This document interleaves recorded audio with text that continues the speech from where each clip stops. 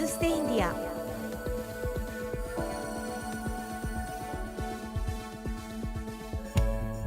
Hi everyone, I'm Yumeka and this is BizStation India. For our show, we invite business owners from various different industries in New Delhi, India, and hear about their successful, inspiring stories of how they built their own business and became their own boss. So from last episode, we invited this young, talented man who created educational app Superschool. And today we would like to focus more on his business side and let's hear about his stories. So let's welcome Arnav Mukherjee, co-founder of TOKO Innovation. Hello. Thank you for having me again. Welcome back. Yes. So let's get to know about your business. What do you guys do? Tell me. So the idea behind Superschool is that it's a digital primary school. What we noticed is that a lot of kids nowadays are moving online. They're actually spending more time online than any other group, and this is growing. So last year, I think India surpassed China as a country with the most child internet users. And if you see even YouTube, right? If you remove music from the top, then the second fastest growing and the second biggest category is kids music, kids rhymes, kids content. That's why YouTube released YouTube Kids recently as well. Yeah. Now the problem is a twofold problem, right? Because you have parents as one user group, because obviously the kids aren't buying the tablet or whatever themselves, and you have the kid. Now kids are obsessed with watching stuff on YouTube and obsessed with videos. Yeah, exactly. Yeah. So now for a parent that's a big problem, right? Because if you take the phone away or the tablet away, the kid's just gonna cry. But if you leave the kid on the tablet, they just sort of get this glazed look and they're not really absorbing anything, understanding anything. They're just watching the same rhyme on repeat all the time. Yeah. So we try to figure out how can we sort of make the time that kids are spending to be more educational, more nourishing for the child. Because some people can say, okay, we're gonna reduce the time that kids are spending online. It's sort of the argument that people had about TV back in the day. They're like, oh, don't watch TV. But that's we all know that parents failed with that tactic, right? We all watch TV. Yeah. So the good thing about online tablets or mobile phone is that you can actually make the experience much more interactive. So it's been proven that when kids are interacting with content, they absorb far more than if they're just listening or reading. So we sort of went with that idea and we thought, okay, can we do something quite interesting here? So when we looked at the market, kids actually do two things online. They watch videos and play games. Now, most of the games they're playing are like sort of Subway Surfer or simple games which are not really educational. They're just playing it, not really learning much.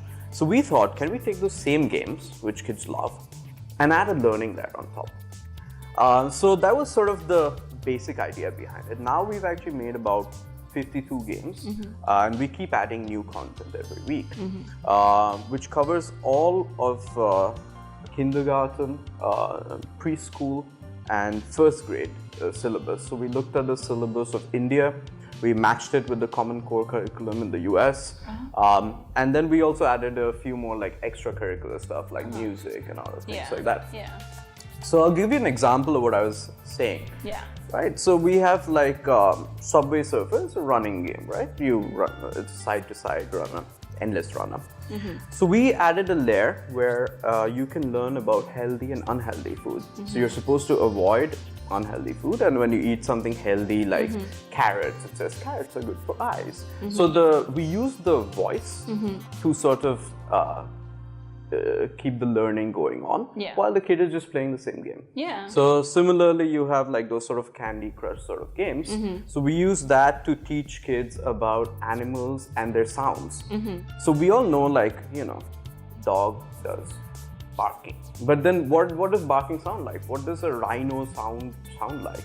Right? So it's not enough to tell you what a rhino's sound word is in English, but I want you to hear it. So we have like this game which teaches them animals. So they swipe. So if they swipe like 3 in a row, then it says rhino. Okay. And if they swipe more than that, it will say rhino and the sound of a rhino. Okay. So all these sort of things, we just take the same game a lot of the time and add a layer. Another thing we do is that we look at sort of Montessori activities that teachers and preschool teachers are doing. Okay. And we try to model it to understand, okay, can we make like some game or interactive concept out of it? So we try to keep it very simple, but there's like, you know, those activities where you're supposed to put the shapes in different holes. So we sort of have a game where like these shapes are falling down a hill and then you have to like swipe and put it in. So the idea is that if kids keep spending time on our app, then without realizing it, they will learn like a lot of the things they need to learn for school. So we primarily are focused on English and math because, you know, every parent in the world nowadays wants their kids to learn English. So even in Japan, it's a big need. It is a big need, So that's why we focus on that. So we had like these games which teach them. Then it's a sort of threefold process. So first we introduce a concept with videos or ebooks. Okay. So the kid just understands what it is. Then he can play a game to practice it. And then we sort of have sort of an assessment software that we made. So we made one for math and one for English. They're sort of like Duolingo, if you know it, the language app. It has different sort of activities, interactive activities, which the kid can do, and it is supposed to learn and also identify the patterns so that we know that they're learning. So I think like this threefold process works really well. So since we've launched, we've seen that kids are spending about 15 minutes on average on our app. Okay. And for loyal users, so let's say a kid who spends more than 30 sessions, they spend up to half an hour on our app every day. Oh wow. So that way we can see that it's working, and every time we add more content, the time goes up.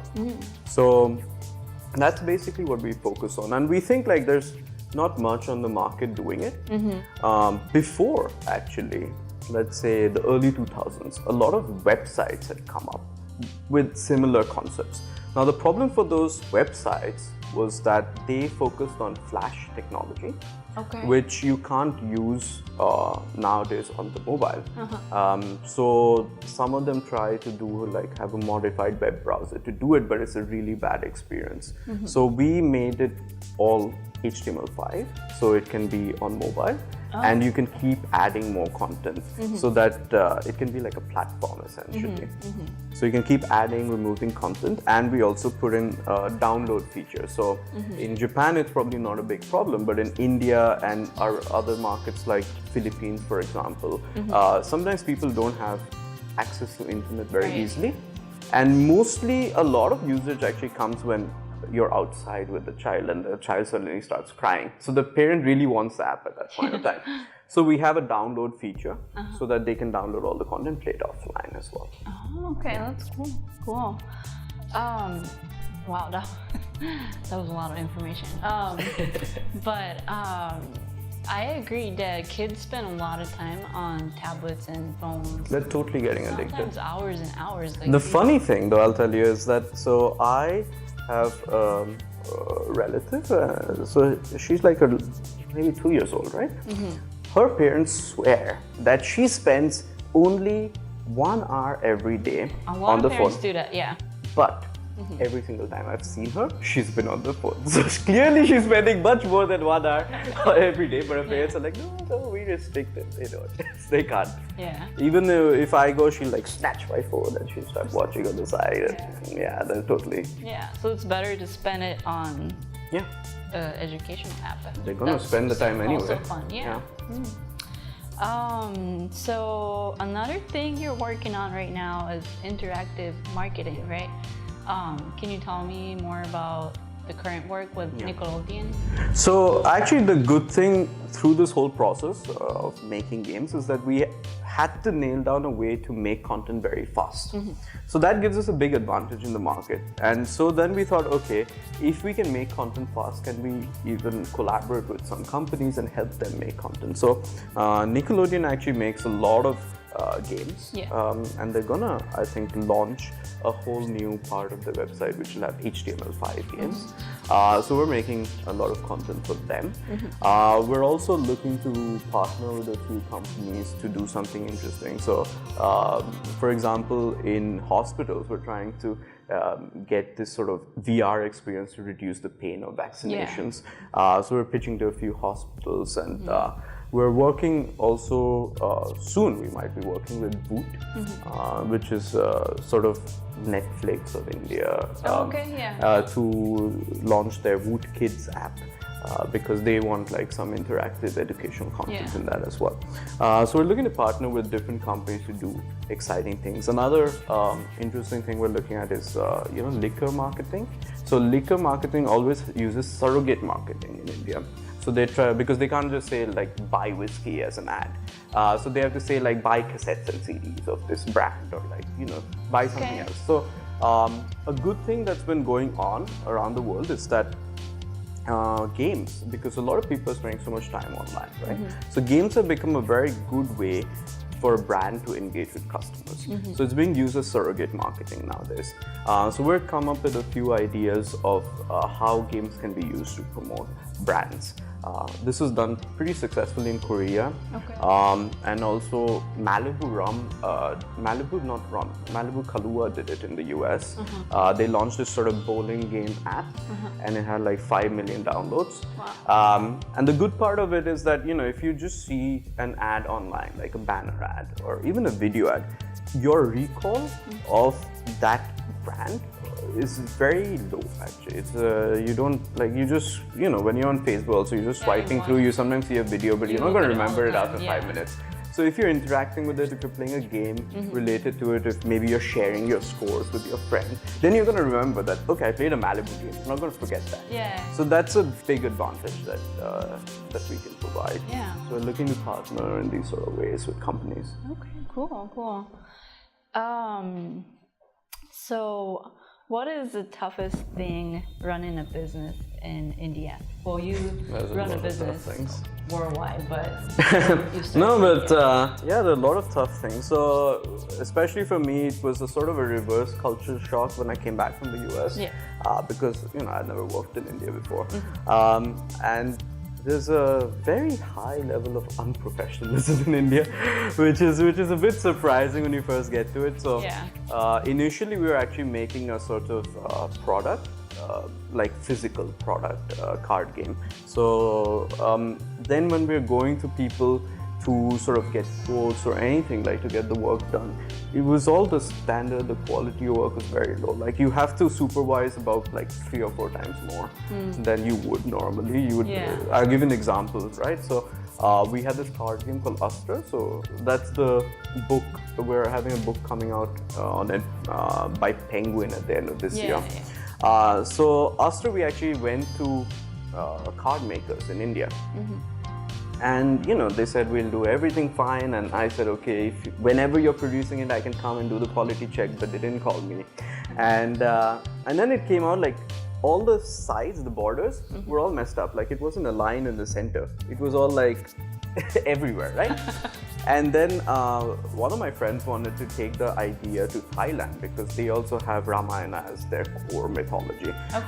So for Thailand, they have, you can import from China very easily with less tax. So we approached this Chinese company to produce the cards.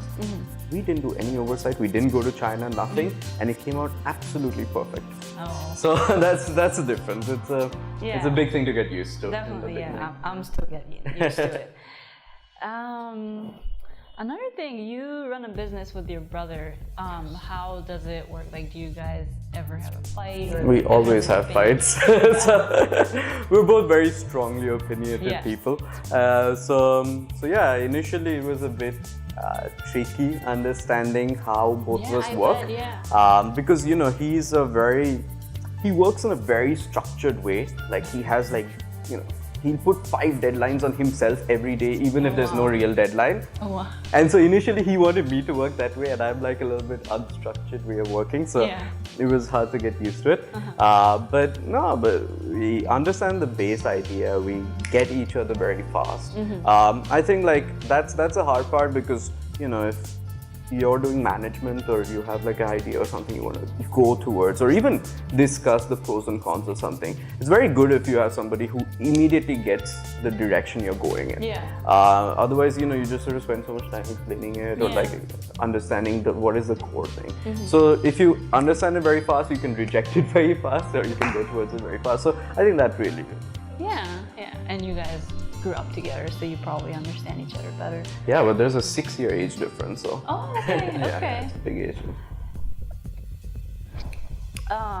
So last question is, what is your ambition and aspiration for your company in the next 10 years?